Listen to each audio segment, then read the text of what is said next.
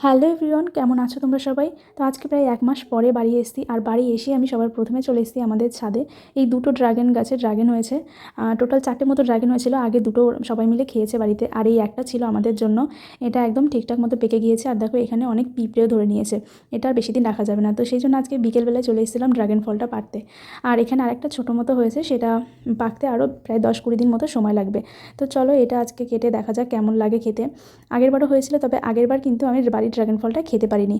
তো চলো এইবার খেয়ে দেখা যাক কেমন লাগে। বাড়ির ড্রাগন ফল খেতে কিন্তু দারুণ মিষ্টি হয়। কেনা ফলের থেকে কিন্তু এই ফলটা খেতে খুব বেশি ভালো লাগে। তো প্রথমেই আগে কেটে আমি দেখো বাড়ির সবথেকে বড় সদস্য দুজনকে দেবো। তো শ্রীনিকা এখানে ড্রাগন ফলটা অতটা ভালোবাসে না, তবে আমাদের শ্রীহানবাবু কিন্তু বেশ ভালো খায়। আগেও ওকে দিয়েছি, বেশ ভালো খেয়েছে। আর এবার কিন্তু প্রথমবার মুখে দিলে একটু টক মিষ্টি লাগে, সেই জন্য মুখটা ওরকম করলো। তবে ও 3-4 টুকরো মতো খেয়েছে, আর আমরাও সবাই খুব ভালো খেয়েছি। তো তোমাদের কেমন লাগলো ভিডিওটা? ভালো লাগলে অবশ্যই কিন্তু লাইক করে দিয়েছে। চলো টাটা।